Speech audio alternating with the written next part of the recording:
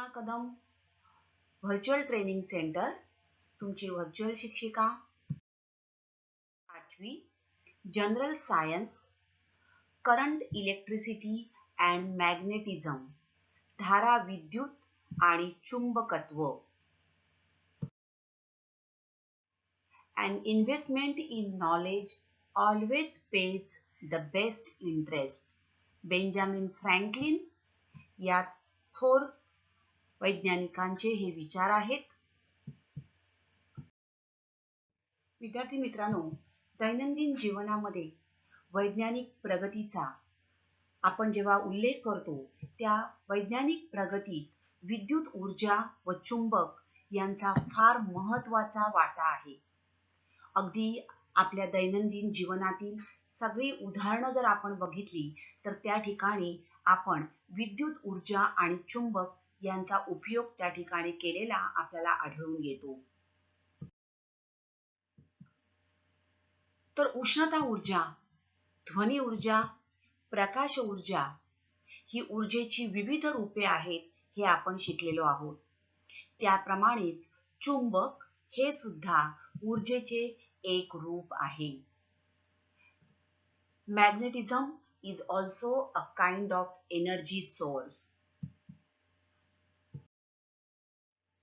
आता या ऊर्जेचा आपण जेव्हा विचार करतो त्यावेळेला प्रामुख्याने आपल्याला अणूचा विचार करावा लागेल. विद्यार्थी मित्रांनो, अणूमध्ये कोणकोणते बरं घटक असतात? बरोबर आहे, प्रोटॉन, धनप्रभारित proton, positively charge proton, neutral neutron and negatively charge electrons. तर अणूमध्ये प्रोटॉन्स, न्यूट्रॉन्स आणि इलेक्ट्रॉन्स हे घटक असतात. त्यामध्ये प्रोटॉन हे पॉझिटिव्हली चार्ज आहेत, धनप्रभारित, तर इलेक्ट्रॉन्स हे ऋण प्रभारित असतात, निगेटिव्हली चार्ज. तर या धनप्रभारित प्रोटॉन्स आणि ऋण प्रभारित इलेक्ट्रॉन्समुळे अणू हा उदासीन असतो. आपल्या सभोवतालच्या सर्व वस्तूंमध्ये अशाच प्रकारे विद्युत प्रभार भरपूर प्रमाणात भरून राहिलेला असतो. An atom has same number of positively charged protons and negatively charged electrons. So an object doesn't show any charge means an object is neutral, but its atoms contain charged particles. एखादी वस्तू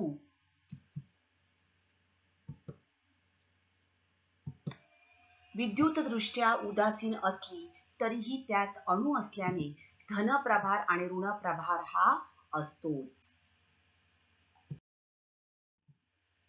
काचेवर ज्या वेळेला आपण रेशमाने घासतो त्यावेळेला काचेवर धन विद्युत प्रभार निर्माण होतो, त्याच वेळेला रेशमावर ऋण विद्युत प्रभार निर्माण होतो. तर हे प्रभार जे आहेत हे प्रभार पदार्थांवर स्थिर राहतात आणि म्हणूनच त्यांना स्थिर प्रभार असे म्हणतात. आता या ठिकाणी आपण जेव्हा बघितलं की घर्षणाने काचेवर आणि रेशमावर दोन्ही वस्तूंवर विद्युत प्रभार निर्माण झालेला आहे, म्हणजेच घर्षणाने वस्तू प्रभारित होतात. मग स्थिर प्रभार आणि चल प्रभार म्हणजे काय? स्टॅटिक इलेक्ट्रिसिटी म्हणजेच स्थिर विद्युत होय. स्थिर विद्युत ही पदार्थाच्या पृष्ठभागावर निर्माण होणारी ही स्थिर विद्युत होय. एका वस्तूकडून दुसऱ्या वस्तूकडे हालचालींमुळे ही विद्युत प्रभारित होते आणि घर्षणाने ही विद्युत निर्माण होते. थोड्या काळासाठीच ती त्या वस्तूवर राहू शकते. विद्युत आणि चल विद्युत म्हणजे काय? तो static, what is the difference between static electricity or static charge and current charge? So static electricity charges build up in one location only, but current electricity, in current electricity electrons are on the move. There is continuous flow of electrons are there.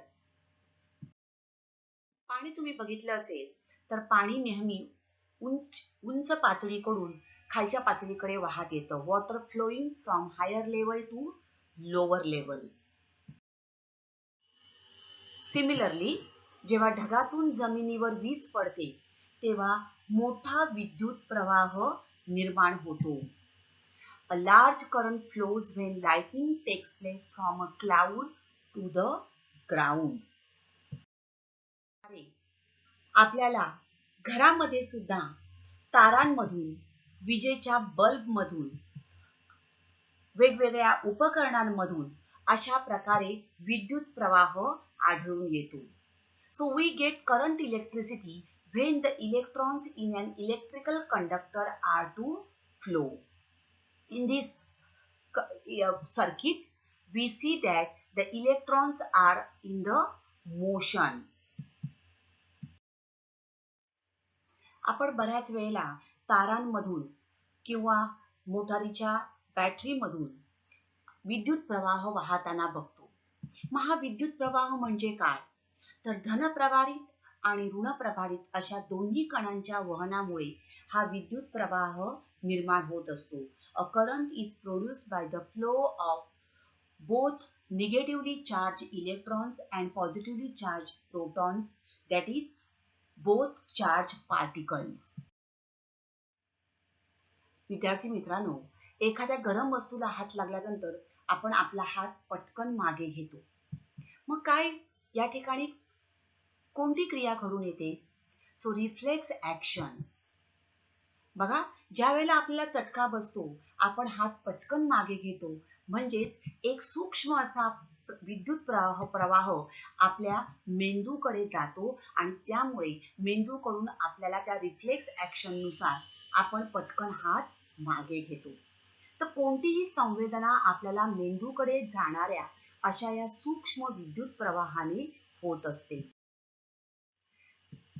तर आपल्या घरामध्ये वाहणाऱ्या ज्या वेगवेगळ्या तारांमधून, विजेच्या बल्बमधून किंवा वेगवेगळ्या उपकरणांमधून जो विद्युत प्रवाह वाहतो, त्यामध्ये अशाच प्रकारे एक सूक्ष्म विद्युत प्रवाह जात असतो. The current flows through wires, electric bulbs and equipments in the house. तर विद्युतवाहक पदार्थातील या विद्युत प्रभारांच्या प्रवाहाला विद्युत धारा असे म्हणतात. A current is produced by the flow of both negatively charged and positively charged particles. हे बघा, हे इलेक्ट्रॉन्स दिसत आहेत तुम्हाला. हा इलेक्ट्रॉनचा जो फ्लो आहे, इलेक्ट्रॉन्स हे नेहमी ऋण प्रभाराकडून धन प्रभाराकडे वाहतात. धनप्रभारित आणि ऋणप्रभारित अशा या कणांच्या वहनामुळे हा विद्युत प्रवाह निर्माण होतो. आता आपण बघितलं की पाणी किंवा द्रव पदार्थ हे उंच पातळीकडून खाली पातळीकडे वाहतात. उष्णता सुद्धा अधिक तापमानाकडून कमी तापमानाकडे वाहते. त्याचप्रमाणे धनप्रभाराची प्रवृत्ती अधिक विद्युत पातळीच्या बिंदूपासून कमी विद्युत पातळीच्या बिंदूपर्यंत वाहण्याची असते. Tendency of the positive charge to flow from a point of higher electric level to a point of lower electric level. तर अशा प्रकारे तर विद्युत प्रभाराच्या वहनाची दिशा ठरविणाऱ्या या विद्युत पातळीस विद्युत स्थितिक विभव असे म्हणतात. What is electrostatic potential? The electric level deciding the direction of flow of electric charges is called electrostatic potential. Electrons pushed away from the higher point to the lower point.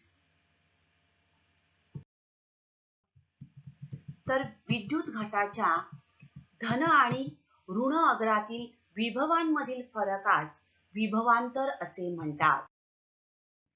आपण अशा प्रकारे तांब्याची तार घेऊन एक विद्युत परिपथ तयार केला आणि त्यामध्ये एक बल्ब लावला. हा बल्ब आता आपल्याला पेटताना दिसत नाही, कारण यामध्ये या परिपथामध्ये आपण विद्युत घट लावलेला नाहीये, सेल नाहीये. विद्युत घट नसल्यामुळे कोणतेही विभवांतर नाही आणि म्हणून विद्युत प्रवाह वाहत नाही.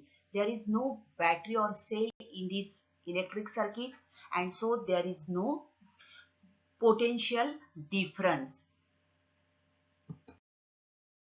आता या ठिकाणी अशाच प्रकारे आपण तांब्याची तार घेतलेली आहे आणि या ठिकाणी एक 1.5 व्होल्टची बॅटरी जी आहे ही आपण जोडली. आता ज्या वेळेला आपण ही बॅटरी जोडतो त्यावेळेला तुमच्या लक्षात येते बघा, बल्ब पेटू लागतो.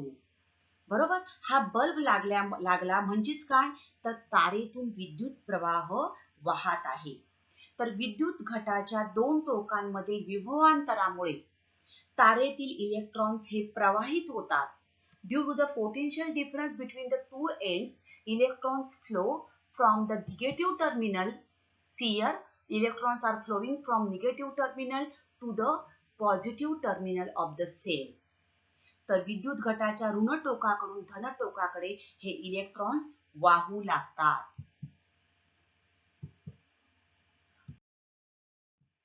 मात्र शेवट direction of electron flow is from negative to positive.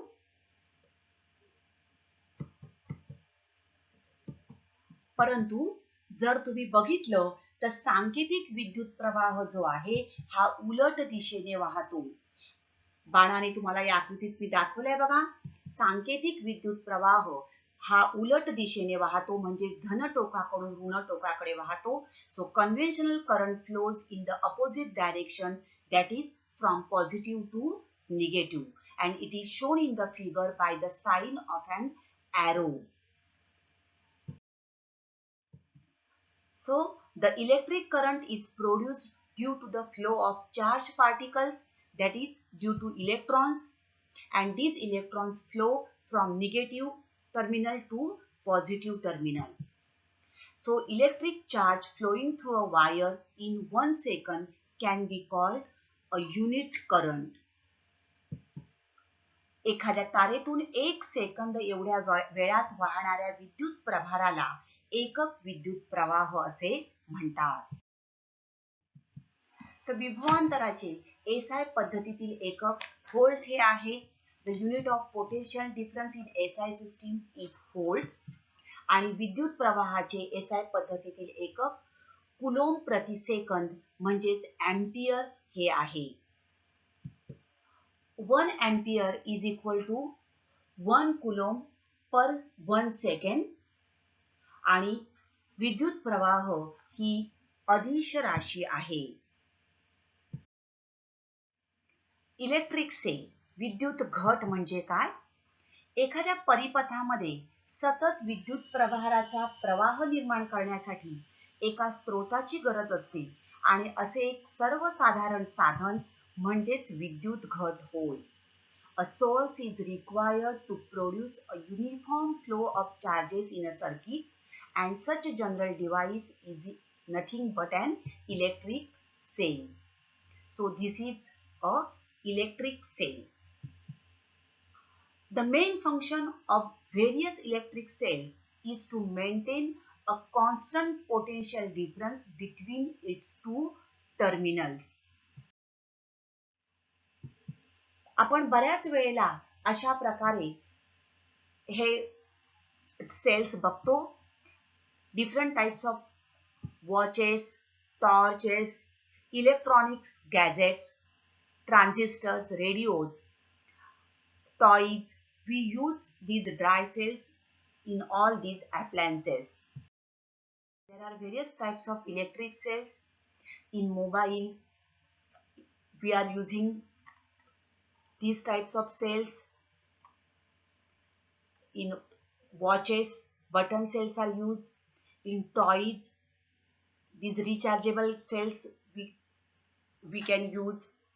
So there are various types of the dry cells we are using. तर विद्यार्थी मित्रांनो, हे कोरडा विद्युत घट ड्राय सेल्स म्हणजे काय आणि त्यांचं कार्य कशा प्रकारे चालतं?